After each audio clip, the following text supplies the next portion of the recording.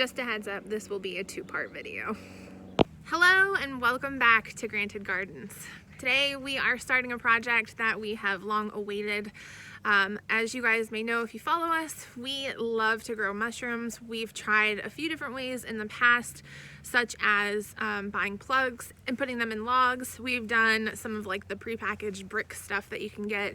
We've done quite a variety, but this past year we went to HOA and we were able to get some more plugs. I think the plugs were the most successful version of growing mushrooms that we've had so far. However, we are trying a couple new things this year as well, which we may or may not get into at a later date. But for today, we are going to be setting up our logs to start some of our plug mushrooms. So like I mentioned, I got these plugs from HOA. I'll try and find the vendor and link it below in the description, but this should be pretty exciting, so stick around.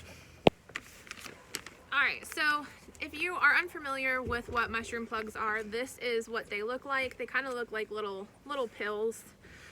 So the idea here is this is what we've had experience doing, our most successful way of growing mushrooms in the past.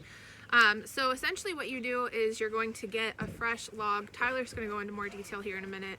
And then you're going to drill holes into the log and put these little plugs, these little pills, into those holes, and the mushrooms will grow from that. So we're going to walk you guys through the process of starting to grow your own mushrooms at home from mushroom plugs. Okay, so the first thing you need to do is select a proper tree. For what we're growing, we are going to cut down a maple tree. I do not know the exact species, but I do know it's a maple. So that is good for oysters, lion's mane, and that's the only two that we're growing. I think there's also shiitake in there, which shiitake does grow on maple.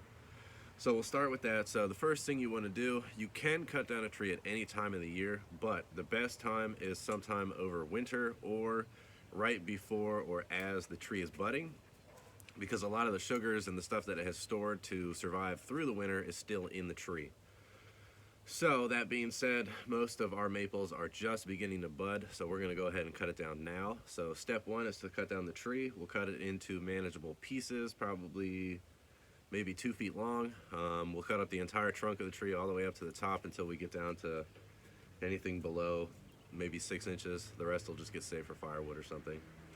So we'll cut it down today. We'll stack it up somewhere in the shade where it can still get rained on and stuff like that, but we're going to put it on a pallet. You do not want it in this stage to be directly on the ground. You want to do that just because if it does sit on the ground, you might get some fungus, bacteria, anything that might be on the ground already move up into the tree, which we don't want. So we're going to cut it down, manageable pieces, onto the pallet, and then it's going to sit for 2 weeks.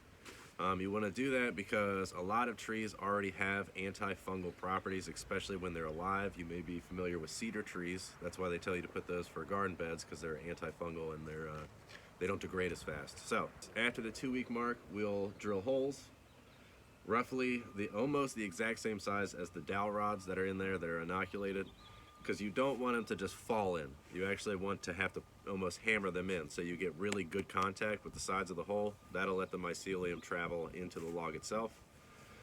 And then after you plug them up, we have some cheese wax that will melt, bring out there, and we'll actually cover all the holes where the dowel rods are in with the wax, and that makes it so bugs or any other fungus, stuff like that, can't get in there. And then from there, you just sit and wait. The bigger the log, the longer it'll take for the mycelium to actually colonize it enough to start fruiting.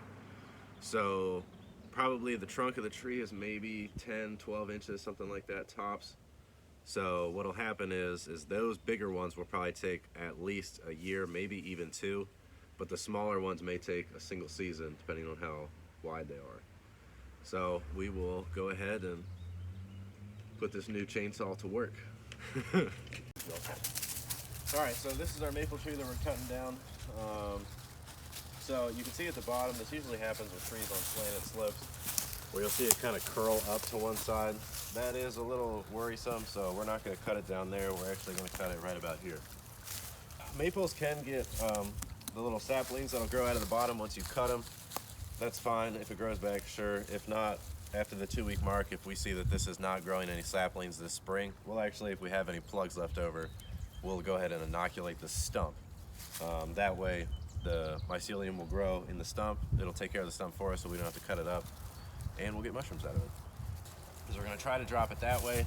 We're going perpendicular to the hill, which may be difficult, but we'll make it work. We are going to cut a downward slope at a 45 on this side. We'll cut it about to this depth in the tree. We'll come in at a horizontal, we'll make a wedge. Once that wedge is done, we'll come in from the other side, go close, right above the horizontal. So if the horizontal cuts here, the notch is up here, we'll go down. We'll actually cut from the back about here. That'll create what's called a hinge. Once we have that hinge, what'll happen is it'll drop on its own once we get close enough. If not, I have a splitting wedge and a hammer that will drive in the cut from the back to actually wedge the tree forward. Once that's done, it'll go that way. At worst case scenario, it'll go that way. As long as it doesn't go this way, we'll be okay.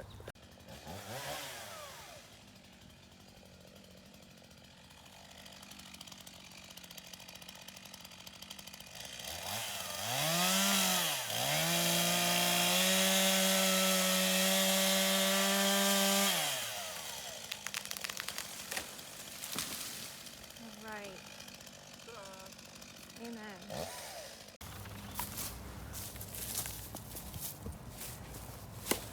All right, so talk to me about the setup you got here.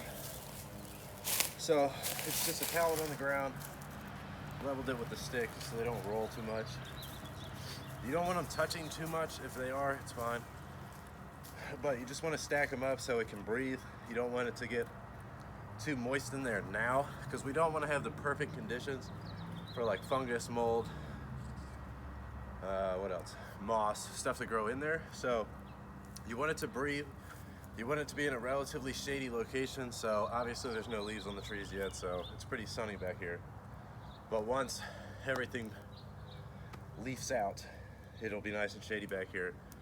You also don't want to keep it out of the rain. You actually want it in the rain. You want these logs to stay pretty wet, especially once they start colonizing after you inoculate it.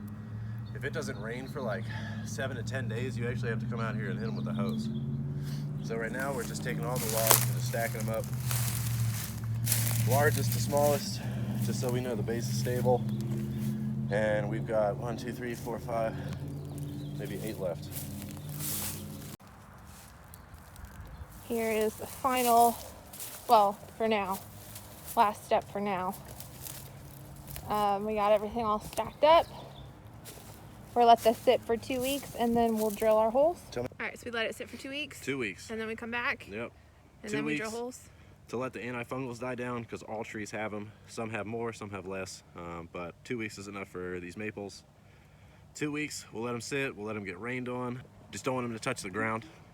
So in 2 weeks, we'll come back, drill the holes, inoculate it, and you'll see that step. All right. As always, thank you guys for watching. And we look forward to sharing more with you soon. Hey, that's my thing. We look forward to sharing with you the next step. So keep an eye out for the next step. Right. I think that doesn't look like a little angel. It does. It's got a little halo or head, even an arm and a dress.